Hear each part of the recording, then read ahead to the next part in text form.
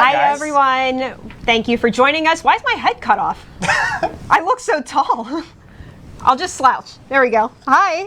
Welcome to this episode of ESO Live. Thanks for joining us. We are your hosts for today. Giggles McGee over here. I'm Gina Bruno, Assistant Community Manager for ESO. I'm Jason Levy, very tall Jason Levy right now. Your hair's getting a little cut off there. It is. It's too big. So, as always, thank you for joining us. We're going to just dive right in to the show overview for today. Let's take a look. So, first we have the official ESO news. The official news. It is. As opposed it's official. to the unofficial news. Well, we're telling it, so it's official. It's true. After that, we will be discussing the making of Orsinium's bears, including the mount and the cub and some other little goodies with lead figure artist Tatiana Malenko and our animation director, Sean Miller. That's right. After that, we'll have the Ask Us Anything, where we're answering your forum questions. We saw a lot of people last episode really wanted us to answer some questions. Well, we've got them, so stay tuned. We'll do it this time. Yeah. After that, we will talk about some upcoming game features in the next DLC with lead combat designer Eric Roble. And of course, giveaways throughout the show. Everyone's favorite. Oh, look, there's our heads. Oh, it just magically got fixed. I'm shorter. So up first, we've got official news.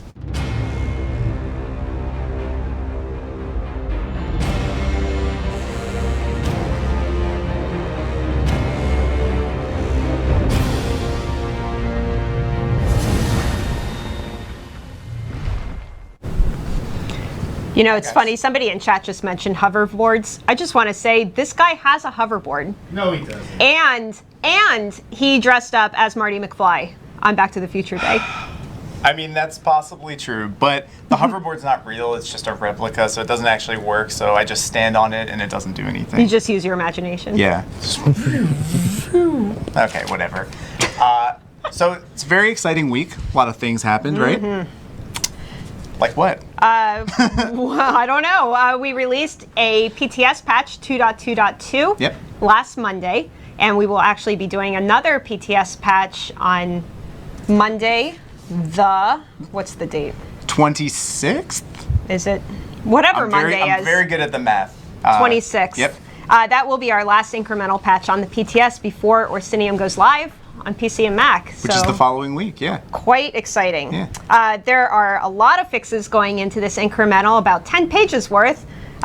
We've put in all the final music in Orsinium, replaced all of that Robo-VO with the real VO. Nice. We know that some people ran into a DirectX error when you initially tried to install PTS. That is fixed with this patch, so it won't be an issue once we go live. And there's also an issue that we saw some people reporting, specifically with the character copy, where the item stacks of 200 would just kind of randomly get decreased to 183. So that is going to be fixed. It's either in the PTS patch or once we go live, but either way, it won't be an issue when we go live. Lots of other things. So you'll just have to look forward to the patch notes that we'll post Monday. Very nice. Yeah, stay tuned. And of course, Orsinium is coming out very soon. November 2nd for PC and Mac. We've got the 17th for Xbox One players and the 18th for PS4 players. And of course, man, the patch notes, you're going to be reading those, getting excited. Gosh, so many notes. But tons of new content with Orsinium. The base game patch, of course, comes out that day as well. So you'll download it. You'll have all these cool features. We're going over some of those later in the show with Eric Roble, so you can stay tuned for that. So what else is new? Well, the Witches Festival items went on sale in the Crown store yesterday for all platforms. How cool are these, by the way? We've seen some really cool screenshots of everyone running around with their new polymorphs, their disgusting zombie horses. Disgustingly awesome. I'm sorry. I mean, look at that thing. He's got flies that go around him. It's pretty cool. Yeah. All three of these are available until November 2nd. So if you want to get them, go into the Crown store for all platforms now until November 2nd because they're limited time items. So don't miss out. They are. Yeah. So along with the PTS issues that, I'm just kind of flinging lint on the floor. Along with the PTS issues that we already talked about, there are a few other issues that are going to be fixed with Orsinium or that we're working on. kind of just scribbled some things really fast right before this. There is an issue that everyone's been running into, not everybody, a lot of people have been running into since Imperial City went live, where you would just randomly fall through the world. We are pretty confident that we have fixed this, and it will be going into the Orsinium patch on November 2nd. There's also an issue where anyone who's hit the Alliance War rank cap is not receiving the rewards for the worthy. We're actually working on a fix for this, so it's likely not going in when Orsinium goes live, but shortly after that. Cool. And also the Xbox Crowns issue for ESO Plus members. Still working on that. If you're running into this issue, please contact support. Just put in a ticket through our help webpage. I think it's just help.elderscrollsonline.com. Exactly, yeah. Send them an email, let them know the issue. They'll likely ask you for a proof of purchase, so just send them that and they'll get you all straightened out while we're kind of working on the fix for that. Exactly.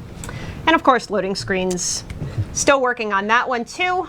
With the last PC incremental patch, we put in kind of additional tracking on the back end to help us identify exactly what's going on with those. So it's still a thing, we know, and we are working on it. Yep, definitely still investigating that for sure.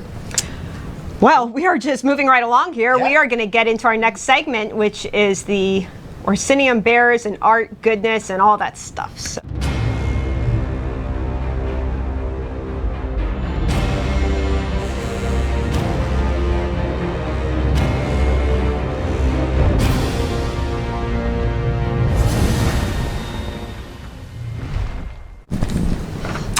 Here we are. Welcome back. Welcome back, guys. So joining us here is our lead figure artist, Tatiana Malenko, which for those of you who have been watching ESO live for a while, she was one of the first ones to appear on our show as a guest. True. So welcome back. Yeah, that was kind of scary. And I was actually hoping to look at least as tall as Gina with the camera, but I guess they fixed it. And There you go. there is no more hope. I'll just do this. And then also our animation director, Sean Miller, back on the show. Yeah, welcome I'm actually back. not going to do this for the entire time.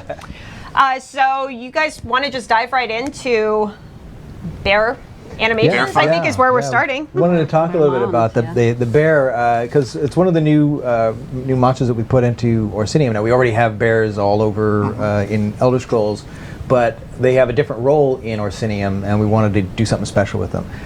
You guys have seen the picture of them as mounts and whatnot. So making them mounts, we wanted to make sure that they match the player. They fit more into the gritty kind of environment that we have in Orsinium. So we went back in and we took a look at it all the way through, from modeling to the rigging to the animation to create something. How our existing bears, would they even hold up? Would they actually do what a mount has to do? Because mount animations and proportions, there are very particular requirements which monsters usually we don't have to concern about that. So we actually have determined that we will need to make brand new bears for the Orsinium. And for those of you who played on PTS, you've likely seen these mounts running around. Yeah. So here is one of the slides of just a figure team production. It's just a production shot. Obviously the finished bear doesn't look quite like this, but what we're looking at is a high resolution, just a sculpture in the software called ZBrush with just a basic diffuse texture applied. It's a work in progress here. So I just wanted to talk a little bit about the creation of the actual model. When we just start this whole process, it's not that just a figure artist grabs the concept and starts going. We actually have a kickoff meeting where people from all departments that are going to be involved in creating the bear, and that means concept, animation, rigging, and obviously the modeling department, we all get together and we actually discuss what is our plan and what do we plan to actually achieve, and the type of performance we want this creature to be able to do, how it will move, how it will animate. At that point we might already have some kind of rough concept, that because we as artists already have some kind of idea where we want to go with it, and at that point we actually review the concept and we talk about everything that this creature needs to be able to do, and we decide okay, we go back to our desks and what each person is going to be working on, and the modeling starts really quickly at that point. An figure artist just created a very kind of rough approximation of the shape of the bear based on the initial concept, and that just happens within hours, and it's passed immediately to the rigging department department where they, it's not an actual rig, but just a skeleton, enough bones to move it around and just to pose it and see like, can it actually do what the bear would do? And some of the, and then, you know, animators would sometimes get their hands on that rig and just kind of try to do the most iconic bear poses. There's a lot of photo and video reference that is considered. And then when our meeting reconvenes the next time, again, with all of the people involved, we're actually, the first one was actually very exciting because we looked at this gray shaded model of a bear. It doesn't have a texture, it's not really even, the shape is not final, but all of a sudden we see this iconic like bear trying to climb a tree, and everybody looked at it and it's like, oh my god, it looks like a bear. So we kind of knew that we're on the right track with it. And so why we do this is the figure artist who's working on it, besides the anatomy and, you know, realism of it, there is other, you know, things that this bear needs to be able to do. You know, a person needs to be able to sit on it and look correct. A bear needs to be able to reach to the ground and, you know, eat stuff off the ground. So it's like the length of certain joints might need to be adjusted. So we actually take the feedback from the initial set of animation testing, and we incorporated it to our model so that, but at that point, a next proxy is created. Proxy is like this low-res model that is passed again to the, you know, riggers and animators, so they are not blocked by our figure team. They can continue working on it. And right here you see actually first shader test. As soon as, it doesn't matter how fantastic the model looks in our software with the texture, the actual test is to put it in game in the world immediately, even if it's not animated. Right in here it's static, it was not animated yet, but we need to evaluate how the shader reacts to light in the world. You know, does it read well, you know, does it look good, because we have to make adjustments to it, you know, based on, you know, what we see, so that it looks the best way it can in our game, not in some other software. You know, obviously right after the bear, we're kind of skipping a little bit here, but we created a bear cub, and this is the first time that we really put a lot of effort into making a baby animal, and we wanted to make sure that we do it right, that it's not just scaled down tiny bear, that it actually looks like a baby. It has you know, like bigger head, and it looks cute, and it's proportioned correctly. This is not the, might not be the actual size of the cub, because this is just our comparison, just to see the visually if it looks appropriate, and then there were some adjustments done to it. This here screenshot actually shows the bear model was completed first, and then, you know, we needed to block out really quickly just the gear, that the saddle and all of the gear, so that the player could actually be at this point positioned on the bear. And it takes quite a while to complete all the gear, but having this rough model passed back to, you know, rigging and animators enables these guys to not sit idle, but just continue to work on the animation. So by the time everything is finished, by the time the model finished on the figure team side, most of the animations are actually finished and ready to go. Yeah, we have everything at least blocked in first pass. We're looking at it in game, not just in the editor. So by doing this, we can get right into the game and be testing things, so that at the end everything can kind of really come together. You know, here you see some of the stages of where we're working together with our technical artists to bring the rig. That's the control mechanisms for the bear. You know, we want to make sure that the animators oh yeah, they did. We get a little beat behind them there. We want to be able to have the articulation to get the kinds of animations that we want easily. You know, here you can see we're making the run cycle with the bear, and it really is kind of a challenge to be able to get something to move really naturally, but in a behavior that you don't normally see, like having a person riding it. We also put a lot of effort into the area of the face and the mouth with the bear, because not only is it a mount and you're going to be able to walk up to it and see it up close, but as a monster we wanted to make sure that we could get a sense of the ferocity and all that. So we put a lot more controls and articulation into the face.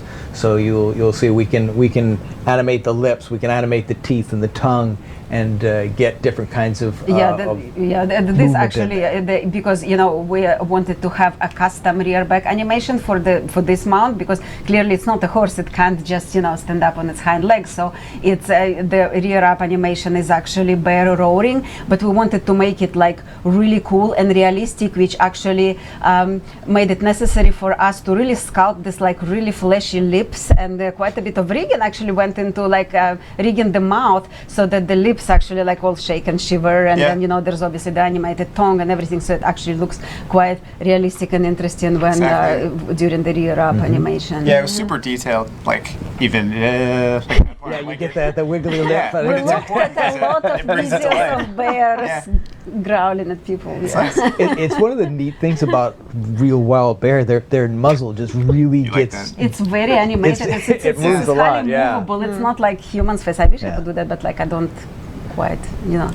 emote as well as a bear. It's definitely has the Orsinium bear definitely has a lot more in common with like a grizzly bear, or that general kind of a looseness to the face and, Sure. and the ferocity to it. But getting in there and then now having to make the bear do things, because each of our mounts, they all have to be able to do kind of the same thing. We don't want to have one mount have a distinct advantage over the other. Sure. So being able to get it in and make sure that it can run at the speeds that you would be able to run at and jump, which is not something bears are known for doing, is actually an interesting challenge, because the bears, they have this awesome rolling movement to them when they're running, but when you put a rider on it, if the rider follows that along, you feel like the rider's spine would snap, because it's either flopping all over or it's trying to adjust to it. So we took a look more like it's a professional rider. When a horse is really moving underneath, they're not sitting with their butt in the saddle; they're lifting themselves up, and that allowed a lot of the dynamic movement of the creature underneath it. They have built-in gyroscope. And we, even so, we had to find a balance with how much roll there is in a real bear's run with something that would be too distracting and kind of going back and forth. Cartoony and like over the Exactly. top. Right, Exactly. right. Did you practice riding real bears to Yes, get that animation? yes, we did. I saw it. We did try to get a real bear here in the studio, but Yeah. that got nixed. It was so. not approved. Couldn't imagine why. No, not at all. Some of the things that we also did, one of the reasons we put some of the extra articulation and the reworking of the rig is we're taking a more detailed approach to the creatures in the world now. We're trying to give more life to the world, so we're putting more living world animations. When you see critters in the world, they're not just standing in place. They're going to be moving around. They're going to be foraging. They're going to be doing things that you might see those creatures do in the wild or sometimes in the zoo. So it was a lot of fun working with design to figure out the kinds of scenarios that they could be in to help bring life to it. And we've got we also have stuff that we put on with the cub as well. So as she said, this is one of the first baby animals that we did. Yeah, and then we really wanted to make sure that it's done actually properly, that it actually feels like a little baby animal and not just scaled down monster that we just place to follow you around, which brings us to the pet behavior. So we put in some different kinds of behaviors both in the wild so that they have interactions with their parents, but also as a pet. We wanted to make sure that the pets have something a little bit more unique. When you get a pet and it's a creature that it has a little more personality, because all of our pets, when we look at our pets, they feel like they've got more personality, and we wanted to give that to the bear. So we went through and we kind of took a look at trying to find a way to capture the playfulness of the baby bears, because they're always kind of play fighting and doing those kinds of things. Now that butterfly behavior is unique just to the pet. That's something they'd only get if you have it as a pet. Sure. It's adorable. Yes.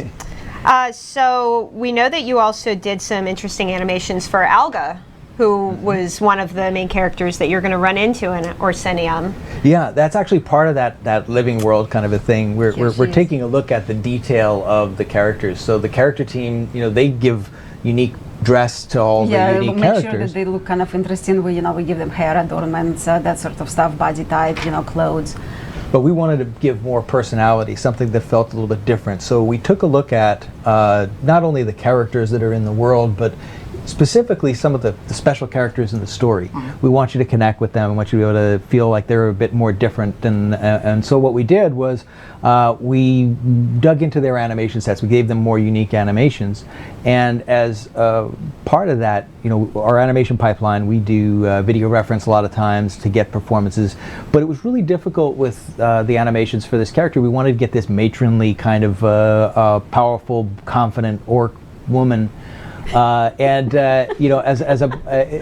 just weren't really quite getting it. So what we did actually, we actually asked Tatiana to come That's in. why I'm laughing. That's how he sees me. That's how everybody sees me.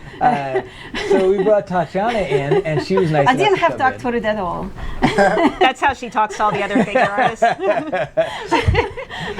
And she went through some of the scenes that we have, some of the lines, and basically kind of gave life to that character. And when we go through it, we don't necessarily use motion capture. We are all keyframe. But the principles behind it of getting a good performance, a good acting performance, is something that we were able to do. And Tatiana was able to bring something that was kind of unique timing, unique mannerisms that we wanted to give to Algo. We did that for Algo. We did it for Kurag. But here we're going to show you some of the things that we did. So we showed you the animation, the video reference, then the but stuff. here's the animation that we do with our block proxy model. And it was really, the animators did a great job of capturing that personality, the timing, the intensity of the gestures.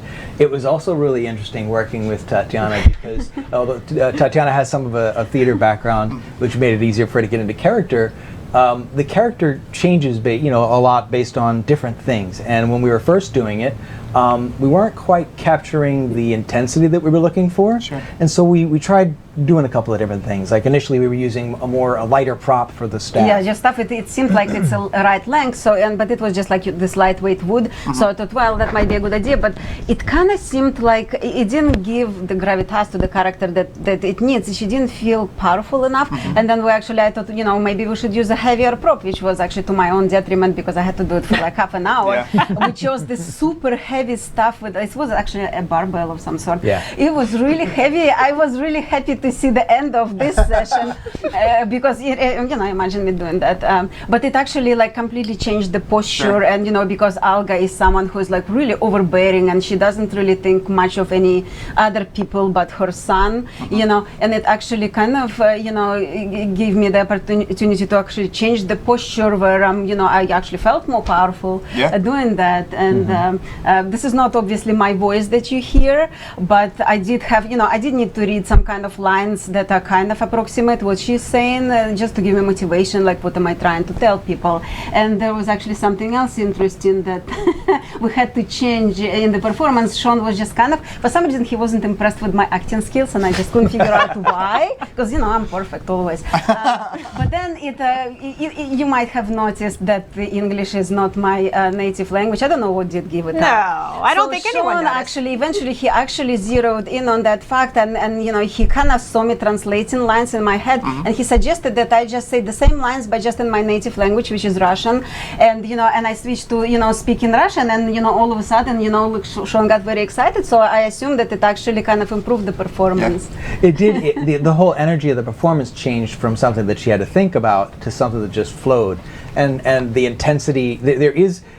There's an emotional component, I think, to all language, and it just really shifted everything really nicely. And so you'll see, we throughout her performance, and then there were some places where we then took those base ideas and expanded them into other kinds of gestures. But it was a really great seed. We did the same thing with Kurag. We took a look at what he was doing. Who is King Kurag? Would you like to tell us? I did some of the reference for There you go. Kurag. Yes, there he is. They needed somebody arrogant and jerkish, and He didn't have to act either. So the goal though was to give him some life to things, and so we went and we tried different standing postures, sitting postures, different kinds of gestures, some more theatrical and some smaller, and you'll see some of those get translated in. But what they allowed us to do was then create a new persona for him. So when he struts around, he walks as a much more powerful, arrogant kind of a character. He stands out, which is the king of the orcs. He really should. Sure. And it's a lot of fun to do, but it really informs the performances of the characters, and it's something that we're really excited about in Orsinium, because we've added more of those types of things in it than we have ever before. And I think it brings the world to life, and you get a sense of what those characters are like. Yeah, it's definitely story-driven content for sure, and these characters come to life in a couple weeks. You guys will see exactly what we're talking about. This is true. Yeah. Somebody was asking in chat if all of the old bears that already existed before Orsinium, if they're going to be getting a lot of these animation updates. No, that's a good question. What we're doing is where these bears are unique to Orsinium, although I think you will see these bears in a lot of content where we want to see them moving forward. But they have a different feel than the old bears, so it's the kind of thing that when we get it's a completely different, not only model but the rig. You can't just translate the animations directly to the other rig. No. So, but rather than go back in and change areas that people have fallen in love with or really like, we're looking to move things forward as we go into new areas. And you know, as you go through, you'll see other things that we did that to. You'll see things that we did to the harpies, and you'll see things that we did to some of the other creatures that are in there that we change them so that they fit into the zone, and they don't necessarily make sense where they are in other places in the world. So going forward, will you always see the Orsinium bear in every level? I think that'll be something that we'll take a look at the zone that you were in and the kinds of things that are going on to it. And just like if if you see a panda bears have a different physiology than say a Kodiak bear or whatever. So there are opportunities for us to kind of explore. Cool. So right before this stream, Tatiana actually came down and was like, I was looking through the forums and I saw a lot of questions that people were asking that I want to answer. And we were like, no, you can't answer any questions. Okay, fine. You can answer some questions. So did you want to go through some of the ones that you obviously, saw? I'm going to only answer questions that, I personally can answer and I know knowledge of. I'm not going to comment on anything that is beyond my area of expertise. Sure. And this is more than just bears. So a little bit more than bears. So one of the first one that jumped at me was like, where is our wolf pet? Why did you guys skip directly from the dogs and cats? You went to the bear cabin, like where is the wolves? So the answer is yes, the wolf pet is actually coming, and we did want to do it already a while ago, but at the same time we want the model and its animations and behavior to be of the highest quality possible, and just grabbing the older model and the rig that we have in games already for several years, it just wouldn't do the job. It wouldn't do it justice. So we decided to kind of give the wolf some upgrade, and we're actually actively working in making it happen. Nice. Exciting. Wolf's Everyone coming. in chat is like, wolf Nice. pet. So the next one I would like to address is, when will the hero costumes be available? The ones from our trailers. All of them are in production and we're working on them, and the first one should be available very early next year. Nice. They're not that easy to just turn up, so we gotta put time into them. No, it's And I've seen the work in progress. They look pretty badass. Yes. Yeah. They look good. Then another one is more of a like, why can't we wear tabards over polymorphs? This is actually a technical problem that we're quite aware of, and I just want to explain how it works so people understand why can't we just turn it on like that.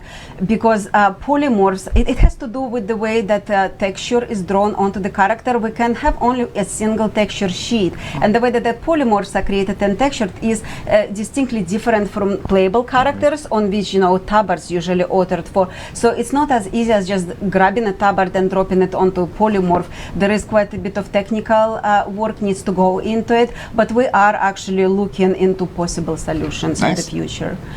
Then another one is actually, I know it's been asked many times, why can't we tint the costumes from the store? Using the so dice. It's the kind of similar to the polymorph problem, whereas you have to understand that the costume is not an item in the sense that the armor set is. It does not have a sort of bucket where the tinting information would be held, so it's an actual technical limitation in the costumes right now, but all of us we would like to make it tintable. We would like for the players to apply custom dyes, and we're actually looking into the solution to that problem. Another one that I found interesting, are you guys working on ancient Nordic style? The answer is not at this time. We haven't planned it yet, but we are actually, please keep writing feedback and ask us for things, because we do read the forums, and it actually helps us plan for the future, because we want to make sure that we are creating content that gets the players excited and something that they actually would like to see, that we don't just invent it out of our heads. And another, the last one, Sean probably would be able to answer better than me, but people are asking what else can my pet do but follow me around. Right, and that's something that we're looking at and working on right now too, is we want to be able to make sure that we want to give more life to the pets. We want more personality, we want them to be able to do more. So we're looking into, as we go forward, doing more unique things for the pets that you buy. So you'll see things in upcoming releases. We don't have specific dates on things, but you can see already with things like the bear and some of the other things that are coming in that each of them have some unique elements to them, and we want more personality. We want them to feel like we do with our real pets. Yeah, that exactly. they're ours, and they're we always look at our pets and we think they're smarter than everybody else's pets, and they do And other things. cuter. I know And my cuter. cats are. They're cuter. Making sure that pets aren't They're just cuter than her ferrets. Yeah. we don't want them to just be Wow. My little Khajiits are the best in the world. Speaking of Khajiit, I have to say this. Bear Ninja 88 said that he loves your accent, and you should voice all the Khajiits in the game. You know what? I agree because Khajiits are my favorite, but for some bizarre reason I was only allowed to act To do as an orc? orc. Yeah, that's not fair. and some people here see me only as an orc. Maybe in the I future. know I'm a cat. I do know that. There are random people who keep posting in Russian, and I'm sorry, I have no idea what they're saying, but they're saying something. Maybe I'll look at it, when we have a Afterwards, yeah. recording of it. Might sure be it's okay. interesting. Yes. Well, I think that just about wraps it up for this segment. So thank you both very much for Yeah, thank coming you guys. down and Oh, yes, explaining well, everything. thank you for inviting us. Of course. It was very Can you say something in Russian exciting. for everyone? Welcome my war. Welcome to Orsinium.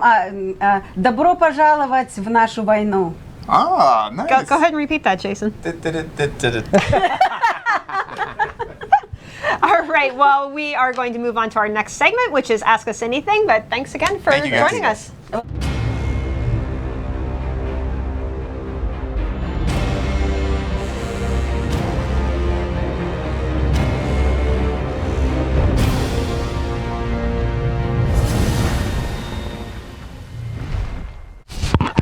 Welcome back. Welcome back. So before you watch us talk for a long period of time, we want to do a giveaway. So of course we've got these delightful PopCap figurines. We have this guy, don't have enough hands. I can Didn't hold plan one. well. There.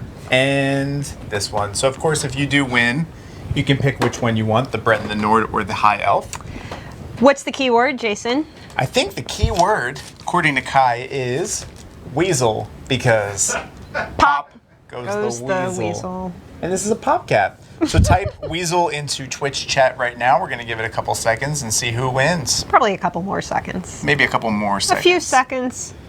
This is actually good stalling time, so I can get this stuff together. Sure. Should I actually be using the printout that you gave me? Yeah. Why Well, not? because I pulled the electronic version and it looks totally different. I don't know what I downloaded. Big mistake. Hold on. Big mistake. I'll be right back. So, Shoved it all the way under the couch. how about them Why did I do that? ravens? Okay, well, it's one of these papers. I found kind of a treasure trove of papers down here. All right, well, we have a winner. You want me to just read it? Could you please Wow. read it slowly though, because I'm not ready. Let me take my time. The winner of the PopCap figure is Drum roll. Queen Beavery. Oh, I thought it was Queen Irene. Congratulations. Kai is going to reach out to you in Twitch chat, check your inbox or the other tab, and give your information to him. And of course, let him know which one of these guys you want. This one, this one, or this one. Very cool. Did I stall enough time? I think so. I think this is the one I want. I guess we'll All right, find well, out soon enough. That's okay. Boy, this is awkward. I'm gonna I'll just start. There we go. Go ahead. I right. think if you start, then I'll figure out what's going on here.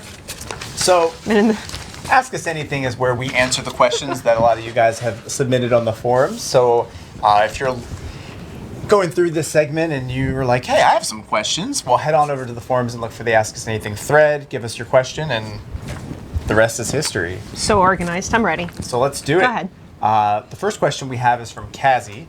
Are there any plans to release a Pony Guar pet on consoles?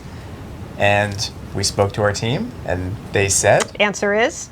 survey says, we'll make sure to get one on the schedule. There's also a winky face. I don't wink, though. That's exciting. That is exciting. All right, next question is from Ultima Joe, right? You're right. I think we have the same paper. I think we're on the same page here, literally. Will weapon and undaunted skill lines ever get their own ultimate? Will bound weapons ever make it into the game? We are always in favor of expanding the current set of player abilities, and if you have any cool ideas, we'd love to see them. So go ahead and post it on the forums, Nice. and we'll make sure Eric Roble takes a look. Yeah. Cool. Because he's the one that would be doing that. He would, not me, not you, him. Next up, from Shades of Kin. On several occasions, I've been outside of the red zone of an enemy's attack, particularly bosses, and yet still the damage according to my health bar and add-on meters. Shedding. I'm very distracted by your I'm sorry. hair. Seems off. So is there any indication that the red zone is bigger than what is being displayed in the game, or are the enemy attacks happening before the animation is displayed? For all the red enemy telegraph abilities, we separately set the radius for the ability and the visual effect. So there may be a case where the two are not matching up. But if you run into a situation like that, please let us know, and we can check it out and see if maybe something needs to be corrected. Great. Cool. I think it's actually my dog's hair I keep finding all over the place. Anyway. Next question is from Joy Division. What was the reasoning behind changing the Templar Eclipse skill so it can only affect one target? In Cyrodiil and in dungeons, often a Templar is confronted by multiple opponents. Yes? We did this to balance the additional damage that Eclipse does when the effect ends. That means each individual ability cast is more powerful, but you will have to more closely choose which enemy that you cast it on. Nice. Thank you. You're welcome. Next up, Solace of Shadows. It is said that we Bosmer, as well as the Altmer and the Dunmer, may live as long as 200 to 300 years. How long would a Khajiit, Argonian, or Orc live, bearing accident, sickness, or murder, of course? Of course. Curuntil. Did I do that? Curuntil. I think it's Curuntil. Curuntil. Gosh, I can never do it. Curuntil of Somerset says, like humans, the beast races live brief lives, less than 100 years, often decades less. Why? Individuals of the beast folk who attain 75 years are actually considered elderly. The more you know. The more you know. Next question from Shug. Are there... Shug? Huh? What's up, Shug? Are there any plans to make tanking with two-hand or dual-wield viable? The way I would do it is use the heavy armor tree, get a total that reduces DPS to increase mitigation. Well, top tanks already DPS like this because they have so much survivability without the shield. Some boss fights are more DPS oriented instead of based on taking huge hits. This means it's more useful for the group if you can deal more damage. Slotting Inner Fire is a good tool for damage-oriented tanks since it lets you taunt without having to slot the one-handed ability Puncture. As a tank, some players like to have a shield on one bar to take big hits, or two-hand or dual-wield on the other ability bar for DPS.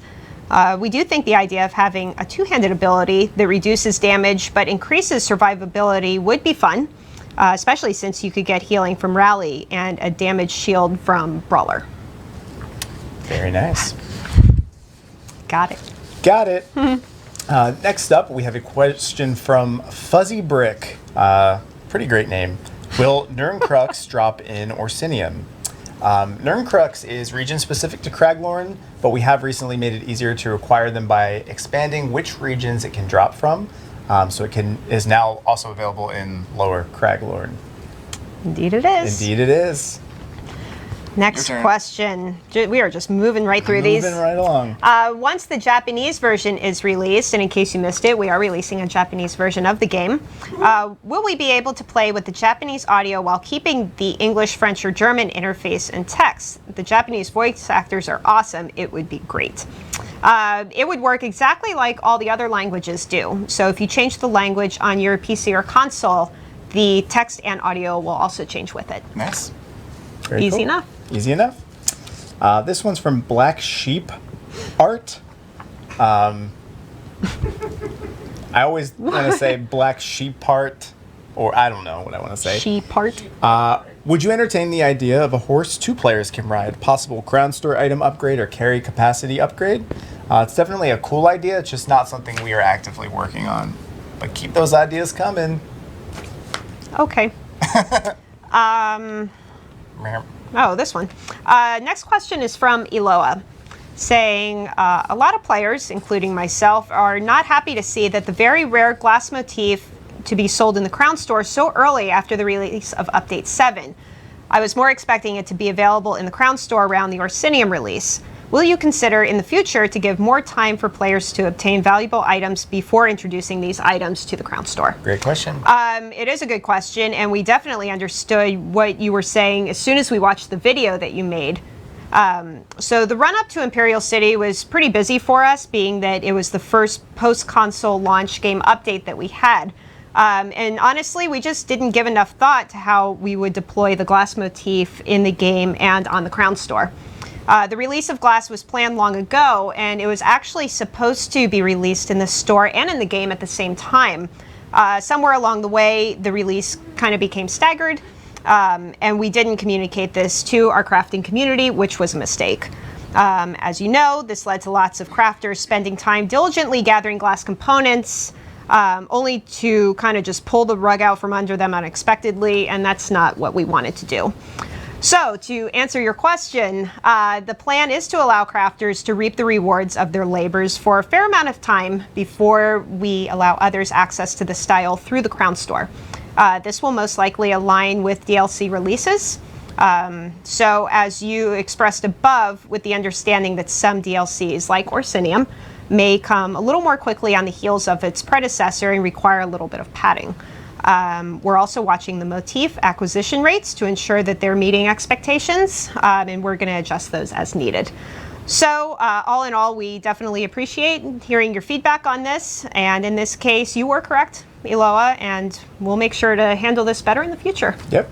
So thank you for bringing that to attention. Of course, we're always listening to your feedback, Yep. and you heard Gina. Why don't you read that again in case... Should I just say it all over again? Just in case someone just got here. Here's one from Mr. Dankles. I like that. I don't know what it means, but I like it. Will we ever see small-scale PvP, nothing that deals with Cyrodiil? I heard a few people were asking about this. It's weird. Last episode, there were some people in chat that asked this question. Just a couple. Well, in terms of, like in the short term, no, we don't have any plans for this, but it is something long term that we are looking into. So no promises, but we're definitely looking into it for the long term. See what happens. There you go. There you go. Just as an aside, I just saw somebody mention in chat in passing about the zombie horse's mane kind of just bugging out as you're running around. That is something we know about, and it's actually going to be fixed once Orsinium goes live. Yep. Just don't wait till then to buy it because it's gone on the second from the Crown Store. So. All right, so next question from Ask Us Anything from Film. Is there a discussion on whether console players, specifically for me on the PS4, will have an option to toggle damage numbers, health magicka, stamina numbers, and experience numbers on the screen? If already being discussed, is there a timeline as to when we can expect something like this?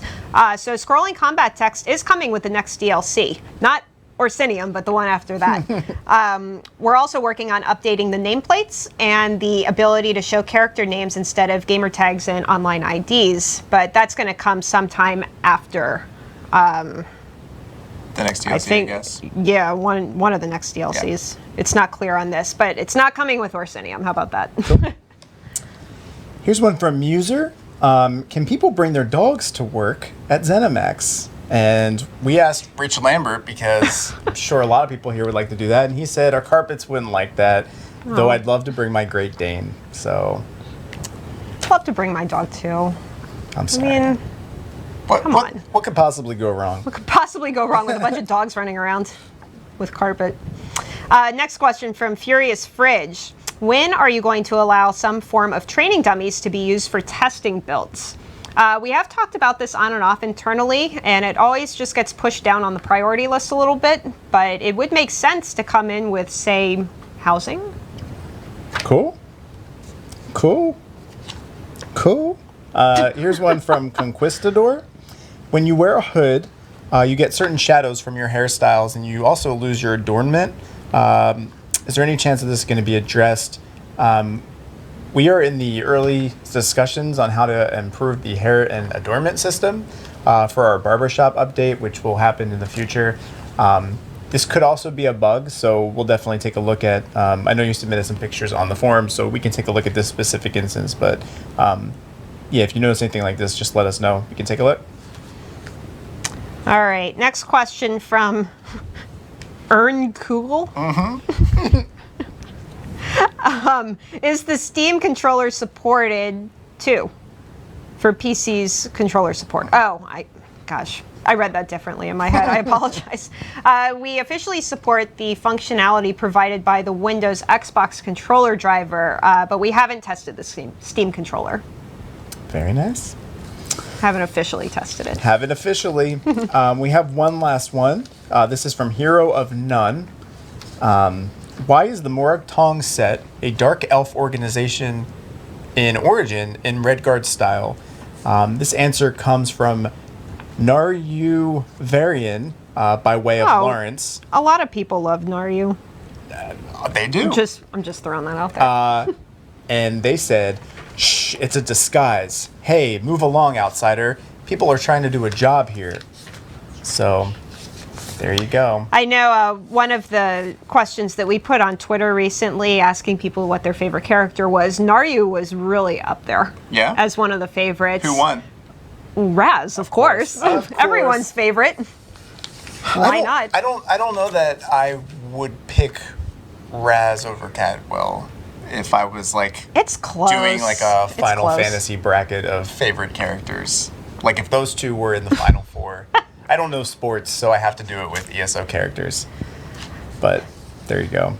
Well, before we get into our last segment, maybe we should do another giveaway. Let's do it. Why not? We've got, of course, any t-shirt, but we're going to show this one. So just in case. Is this going to be like a random, you'll just win whatever we have in your size? Exactly.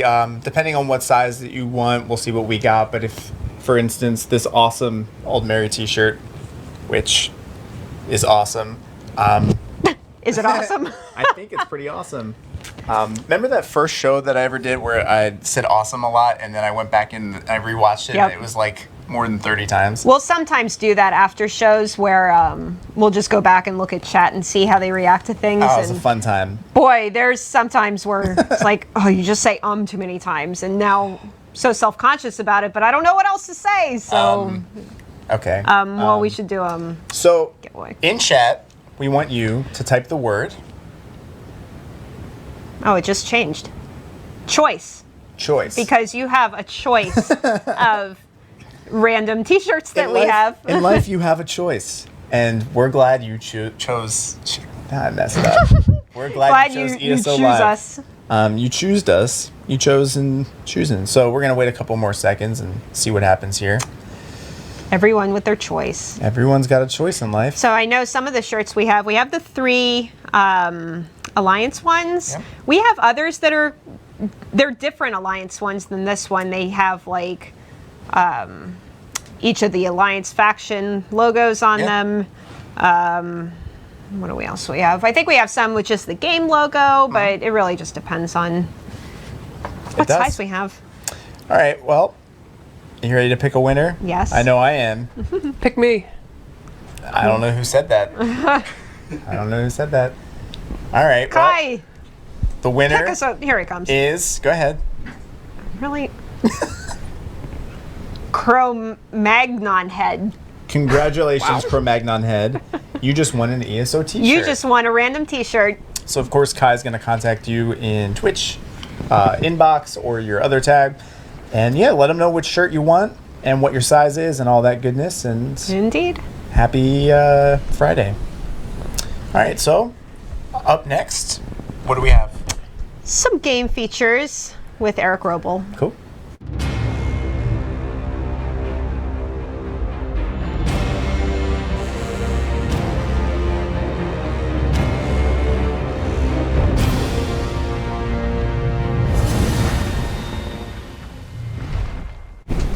Eric Roble. Yeah, made it. Season. Oh.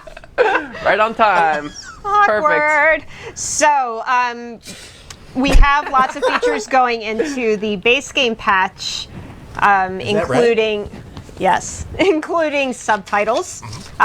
These are actually going to be defaulted off when you first get into the game, but you just have to go into the options menu to turn them on. Yeah, they look really good too. Yeah. They look like Our subtitles. team did a great work. They really helped sort of like blend it into the world. Exactly, So they do. Yeah, looks like a part of the game. I like them. Looks like subtitles. Also, we actually added the mercenary motif into the last PTS patch. This is new. Yep. Looks really cool. Have to collect the chapters or the books which drop from Undaunted Chess, and then you get laurels from dungeon end bosses. So just to clear up a few little confusing points, I know Michael Schroeder already posted this on the forums, but just in case you missed it, we said in the patch notes, which I totally don't have open, it was something along the lines of, if you don't know any of the styles, you're not going to get any laurels. However, we didn't want to However, like give you things that weren't really useful for you. exactly. basically. Even if you know just one chapter of the style, the drop rate for laurels is 50%. It's not like 1% or 5 or 10. And then it goes up from there with each chapter that you know. Laurels are bind on account. So we said that they were bind on pickup, which they are, but that's account wide, not just for that particular player. So if you have like a crafting alt character, you can trade them to him and then he can make the stuff for you. Exactly. And also, we just want to clarify that the mercenary motif is actually more common than Glass and Zivkin. So Yeah, it's a lot you will easier to get. likely get it a lot easier Yeah. than those. Nice. Moving on, do you want to get into some battle leveling updates? Yeah, we got a lot of stuff to talk about. And overall, I just want to say that my team, we're focusing more on systems. Like I talked about, the champion caps and the catch-up stuff last time, and then this time we'll be battle leveling and looking for group. So we did. I'm just going to do this real quick. With the abilities, we mainly just did bug fixes. This update while we're focusing on these major changes, and then for the update coming after this one, we'll be working on balance stuff and doing a lot of ability buffs and stuff like that. Nice. So battle leveling. Let's do it. Yeah. Let's talk. All right. Tell us all about Jump it. on in. Teach us, Sensei.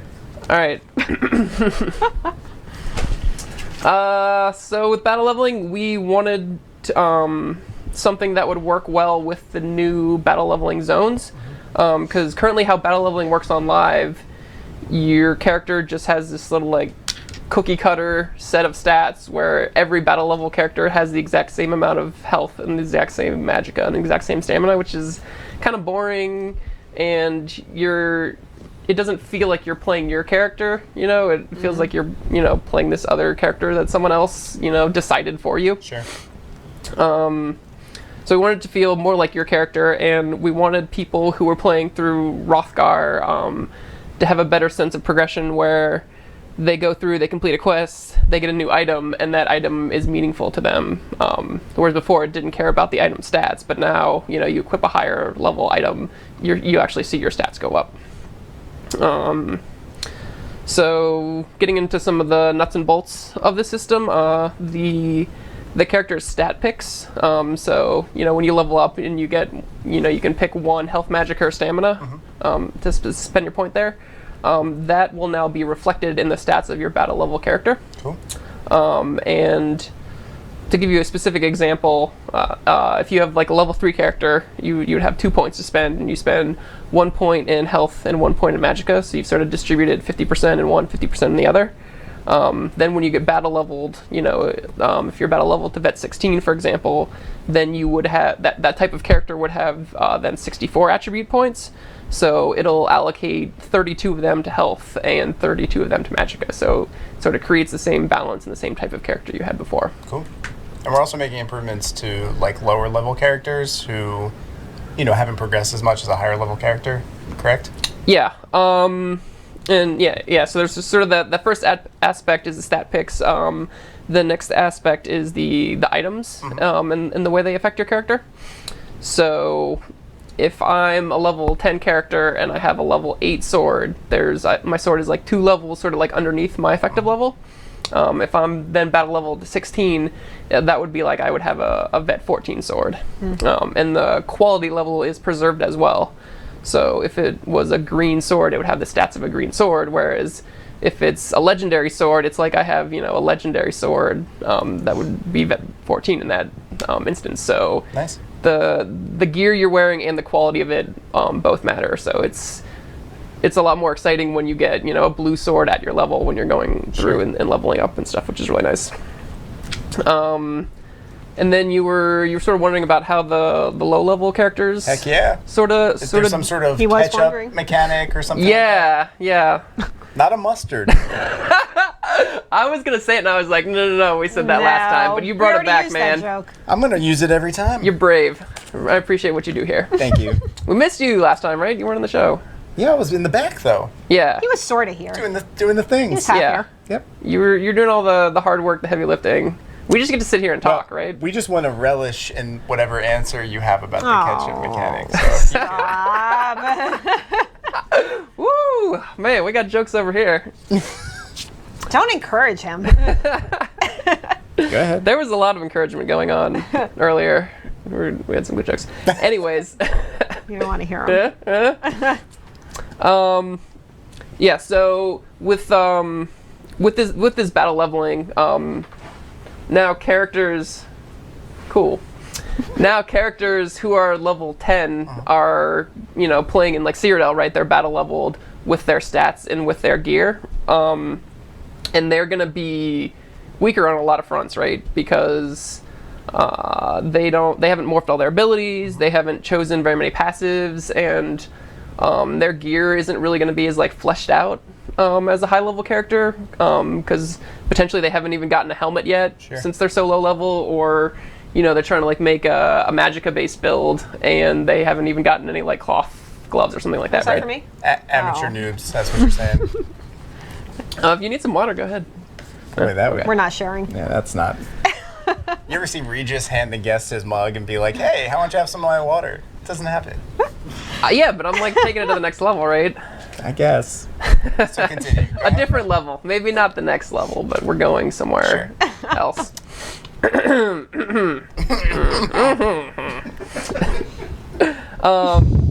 Yeah, so that was one of the major things that we wanted to account for with this catch-up mechanic, and we approached it in two different ways.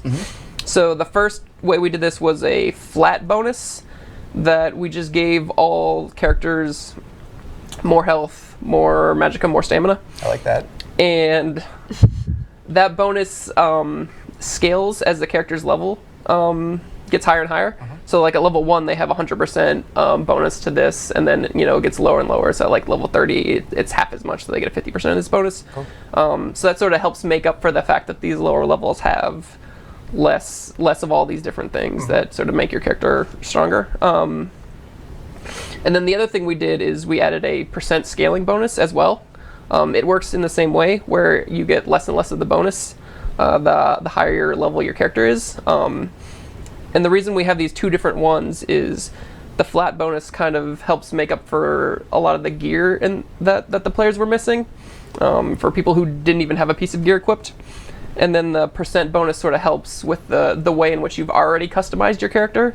Because if you've put a lot of effort and a lot of points into health, then the % bonus really magnifies the health. Or, if you've gone for a more damage type of build, the % bonus will magnify all the damage that you're dealing with the character. Man. Nice. And then, of course, we have this on PTS right now, right? Which has been, as always, really helpful to read the forums and look See at the feedback. Yeah, look at the feedback that people You are read saying. the forums? Oh yeah.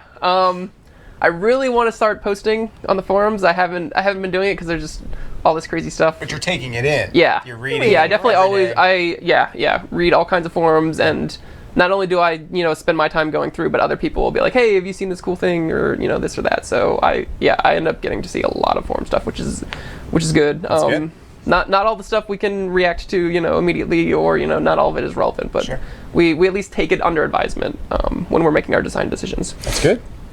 So particularly with battle leveling, it was just cool to see some people who are PvPers were getting really excited. The fact that the choices they made were, going to be valid, and it was going to change the way that they could play in PvP now. And then another thing is we had someone who was lower level, who's being scaled with battle level, and they're like, I put on a full set of like gold armor and now I have like crazy stats or whatever. So we adjusted the way the scaling works a little bit so that you don't get scaled up quite as high, basically. So it's not like, oh yeah, now as a battle level character, I'm more powerful than Vet 16s. Gotcha. So it was really good to get that feedback and do some more balancing and iteration on it. For sure. So tied in with battle leveling, we're also making improvements to the looking for group tool. Yeah. Isn't that coming with Absolutely. this update? Yep. It's a big update. We got a lot of nice new features. Tell us about it. Okay. You got it. So first off is the changes to level restrictions and how they work. And with looking for group in general, we got some information from our business intelligence team. They've been doing a really great job. And we saw like at all the different level bands, like how many people were searching and like what sort of like different types of players we had in there searching and stuff like that. So now that we have battle leveling and we have people sort of able to use more custom classes, like I built, I'm lower level but I built like a tank character, or I'm lower level but I built a healer. We can now lift the level restrictions on the grouping tool. So that means 10 character I can group. Are we leaving? Woo! Okay. Yeah. So like level 10 and Vet 16 can now both queue up for a normal dungeon and run the dungeon together and have a fairly balanced and successful experience. Sorry, I hear Jason laughing. It's making me laugh. You're gonna be not quite as effective as a level 10, but you can still go to the dungeon and run the group with him and be successful with it. And overall, a bunch of these changes were aimed at getting the tool to work quickly and effectively for a wide group of people, because there's a lot of problems with it. That like there's some bugs that we fixed, and there's just overall things to get more people in and people finding them groups like really quickly and that's all you want, basically. Get in, play. Yeah, not have to yeah. wait, And you don't want to have to spam in group chat for a long time, and like hopefully someone's on who can group with me. Like now you can just get in, press the button, and you'll build the group. And improvements to the queue time as well, just make that easier. Too. Yeah. So we actually added queue timers in here, so you can see how long you've been waiting and how long you will be expected to wait. Which is great. Yep. So it's just a little sort of like better feedback for I think users. that was in the last PTS patch, right? Yeah. Yep. So people can be checking that out. Yeah. Another thing we did to make it so that people could get groups faster is we removed alliance restrictions. So now people of any alliance can play together, which is really cool because it's a new experience. That, you have access to a whole new set of players that you could never play before with. And that means there's like 3 times as many people, right? So the group times are going to be a lot faster because of that. There was So funny note about that.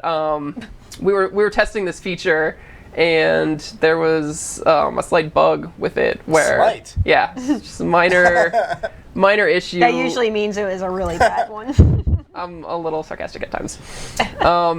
So you would get in a group with people of multiple different alliances when you queued up, and that it worked really well, and that was exciting. Except you weren't allied with them, so you just got sent to a dungeon with a whole bunch of hostile players, and then you just kill each other. Yeah. So then there was like no dungeon progression happening at all. That's part of the fun.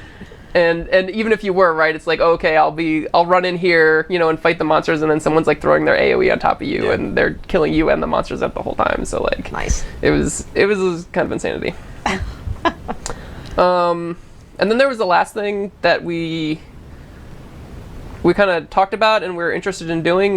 We ended up not actually doing this though, which was role removal. So right now for all our dungeons, you need to have a tank, you need to have a healer, and you need to have 2 DPS. And the group dungeon makes sure you have that makeup before it launches you guys off.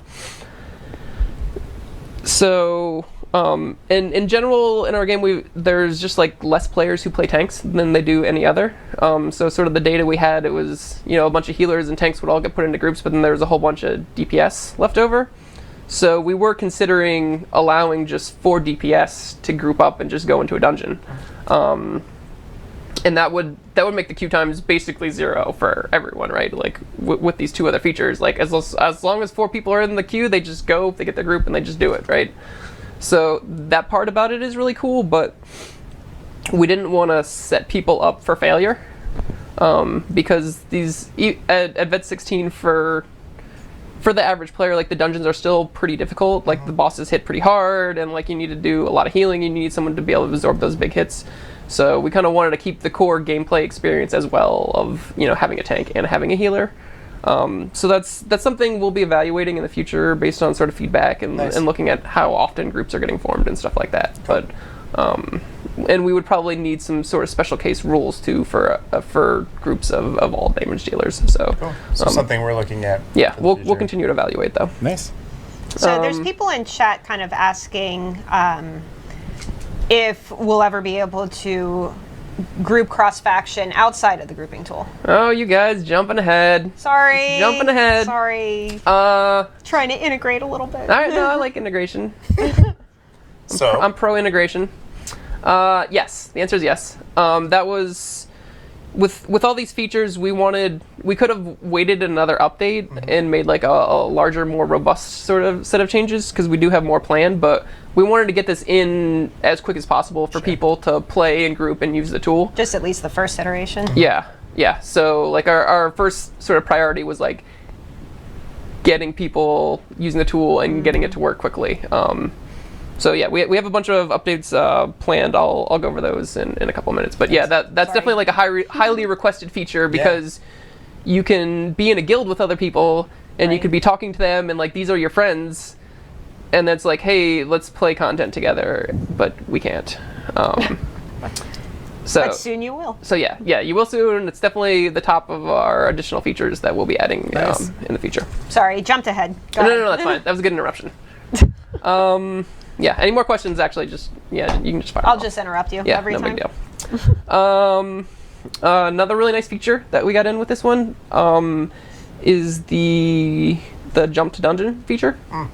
So how that works is your group, you go through the tool, you search, it'll find a group of 4, and then once it does that, it pops up a message for everyone, and it says press E to teleport to dungeon. You press E and it just shoots you into the dungeon. And this is really great because it solves a number of problems. Like if you're searching for multiple dungeons and then the queue pops, you don't actually know which one you're supposed to go to, and then you also have to physically like get there. So you either need to like run there, or you have to open your normal sized map and then find the actual dungeon on the map, which is kind of difficult because there's a lot of way shrines and there's a lot of dungeons. You got to find it and then click there and travel there. So we've sort of removed all those barrier of entries, right? So the queue pops, you just press E and you go right to the dungeon, which is really nice. That's great. And then there's a couple more features. Go ahead. Or actually, no, this is the last one. Just kidding. There's not A couple more, meaning one. couple. One. Well, this one better be good. One couple. Yeah, this one's pretty good. Cool.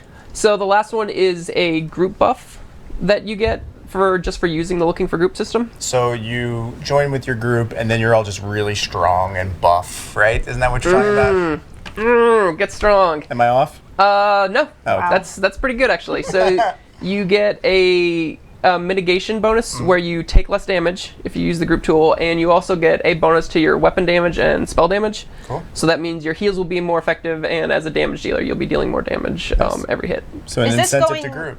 Is this Yeah. going into the upcoming DLC or the just new features you're looking at? So this looking for group tool is for everyone. Base game patch. Yeah, base game patch. So yeah, everyone has it. I don't think I have a patch note for I that. saw that face you were making, and I was like, I was gonna say No this is a patch note. gosh. That doesn't sound like the gameplay team. Come on, Gina. We always document everything perfectly. perfectly. Yeah. Yeah, so that's another nice thing. And then I guess one one important note about this is we did keep the functionality where you can currently walk into a dungeon and have it scaled to the group leader. So that's basically a feature that a lot of people really enjoyed, and we thought about removing with this update so that it was just sort of cleaner and easier to understand that the dungeon always works in this one particular way. But it's actually really nice because anyone who wants to do like the veteran pledge or something, but it's a little bit too difficult, they can do it at a certain level. And then they can make sure it's a lot easier for them to complete the pledge if they're having problems. So we know people really like it, and we didn't want to remove it. So we did a little gymnastics and kept that in there so that people can keep playing the way that they are enjoying to play the game. Nice. And then the very last note I have about this is bug fixes. We did a lot of bug fixing with this tool as well to fix some issues. Two of the major ones was the queue was kind of getting jammed up in some circumstances where it would have like 10 players it was looking at, and none of them would create like a valid group, and then it wasn't like looking for new players, so it was just like jammed up, and it was kind of like a traffic jam. It was just kind of at an impasse, and it wouldn't move on. So now we're sort of cycling people around so that new people are getting dropped into the queue. So it shouldn't have that issue where there's just no groups are able to be formed, which is really nice. And then another thing we had was if you're queuing in a group, but then you zoned at like the same time, you would get stuck in the queue and you wouldn't get removed. So that was another thing that was kind of like causing a backlog and slowing down the queues as well. So Gotcha. we've made some good fixes there, in addition to just some overall functionality and sort of quality of life changes for the tool. That's good. Man, that's a lot. Yeah. And it's coming soon. Yeah, it's coming real soon. Yeah. And November 2nd. yeah, and it's on the PTS now, so people can check it out if they want. And then I also want to talk about some of the additional features that we have coming up planned for this tool. Go ahead. We already spoiled one of them. Yeah, we had a nice little introduction there, a little sneak peek, super sneak peek, I guess, before the sneak peek. So first off is the UI reskin. We're just sort of changing the layout and making it a little bit more intuitive, a little easier to get to key features you want. We're removing the selection of normal mode versus veteran mode, because it's kind of confusing of like using that, but then you select normal or vet mode from a drop down as well, so it's just like not very intuitive. So we're getting rid of that, and then allowing you to, when you click on a dungeon, either on your map or when you just walk up to the dungeon and click on it, you can then select, do you want to do this in normal mode, do you want to do this in veteran mode, or do you want to use the looking for group finder? So it's another easy way to get to the looking for group finder tool, which is nice. With the queue timer feature that we added, we're going to be making it more robust, and it'll tell you the queue timer based on what your role is. So it'll say, oh, tanks are queuing this long, DPS is queuing this long. So you'll be like, oh, DPS is a really long queue time. Maybe I want to try out healing. Maybe I want to try out tanking. I haven't really done a lot of this before, but it looks like I could get in a group a lot faster. So maybe I'll give it a shot, see how it goes. Yeah, we talked about the queuing with other alliances. And part of the reason we hadn't gotten that in is there's a lot of sort of like weird edge casey things where it's like, oh, you could get teleported to Cyrodiil when you have people of the other alliance, and just like some other sort of weird situations you can get into. So we're kind of hammering those out, but that's one sort of at the top of the list we're trying to get in. Nice. And then the last two things, you will be able to queue with a full group of 4 players. Right now you can only queue with a group of 3, and then you have to have one random person when you use looking for group. So this way, you can have a full group of 4 friends, and then you can queue up for the dungeon, and then you can have access to the new incentives that we're adding. So the first time you use this tool, if you queue for all dungeons, you will receive a whole bunch of bonus experience, and you get a bonus loot bag that'll have some good loot in there for you, basically. And you have to actually complete the dungeon, right? Not just like queue up for it. You got me again. Yeah. You actually have to complete the dungeon by killing the last boss, and then anyway. I can just see people just kind of queuing up, get their thing, leave. All right, got my bag. Yep, See you later. Got my loot. I'm done. Yeah, and then if you queue up additional times after the first one, there you'll still get bonus experience, but you can only get that loot bag once per day. That's cool. That is cool. Feeling pretty good about it. We have a bunch of people just asking random questions in chat about, when are we going to make changes to this class or this ability or whatever, and just want to confirm that we are going to be making a lot of those changes in the update after Orsinium. Yeah, update Right. 9. We got a whole bunch of stuff planned. So yeah, this is like the perfect time, since we're finalizing our list of things that we're going to be adding for people to go in there and give us more feedback. And specifically, the feedback that's really useful for us is when people talk about the specific problems that they're having playing the game, and then we can figure out ways to diagnose them and improve them. So you're like, I'm playing this type of content and I do this thing, or I use like these type of abilities, and then the other player uses these type of abilities and I don't have a good counter to it, or the monster does this and then it basically just kills me every time, and I have no way to sort of respond appropriately or react to that situation. So being detailed and talking about like specific abilities and stuff like that are causing you problems are really helpful for us. And just to clarify, when Eric was talking about the cross-faction grouping outside of the grouping tool, that's going to come into the next round of improvements for the grouping tool, not the one that's going into the Orsinium DLC. Right. So yeah. With Orsinium, we were just like trying to get the tool as functional as possible, and then we have like some sort of like additional bonus features to just make it nicer and easier to use and stuff like that. Cool. So in Orsinium, you'll be able to group with people with other alliances through the grouping tool, and then sometime after that, you'll be able to do it manually without the grouping tool. Yeah. Just so that's clear. Cool. Not that it wasn't, but just in case. Yeah. So I think Also, that, it's easier to hear. Nope, it doesn't wrap it up. Go ahead. Oh, yeah. Go, please. I was just gonna say, yeah, Please finish. it's good to hear it from another voice and another perspective too. Like that sort of helps people understand things better. So Sure. Cool. yeah. So are there any other questions people are asking about? Just kind of very stuff? specific, like, oh, this ability's broken or whatever. I'm but, going to read one. Go ahead. Someone said, Gina, if you read this, you're amazing, and it means a lot to me as a female player that you are, that there are other women in the industry. And I had to read that because that... That's very sweet. Part of the reason I have to read that is because you just celebrated 8 years at ZeniMax Online Studios. Wow. Yesterday was my 8-year anniversary. Actually, Matt Weathers also, our resident potty mouth. So congrats. He was on the show, right? Oh yeah, he was last on the week. show, all right. Yep. Oh, thank you. I was really good with the language today, right? Yeah. I don't There think was you some- dropped a single There were some bad things word. I wasn't supposed to say, and I didn't say any of them. I really wanted to. I think it's a perfect stream. PG and Yep, for everyone. no bleeps. Yeah, you guys should have seen a rehearsal right before this Ooh, was, man. boy, not appropriate getting wild. at all. And with that, I think we should wrap it up I think for so. today. Thanks everybody, as always, for tuning in and watching. Yep. Anybody who catches us on YouTube afterwards, thanks for watching. Not Thank you. live, I guess. Yep. ESO As long as you watch- ESO not so live. Yeah. ESO used to be live. Yeah. Live at one time, now dead. So we will be back actually Friday, November 20th Yep. at 4 o'clock p.m. We have just a lot to do with Orsinium launch and a bunch of other things going on. So Yep. we'll It's gonna be be exciting. bringing you a jam-packed show November 20th full of stuff. Full of stuff. One thing, if you guys do get any of the cool Witches Festival items from the Crown Store, please show us your pictures. Oh, yeah. We'd love to see them. If you're on Twitter, you can use hashtag Witches Festival or just at us, and we'll take a look at it. And At of course, us? at us, tag us. That's you, awesome. You can say at us, can't you? Yeah. Is that a thing? Sure. I've heard that before.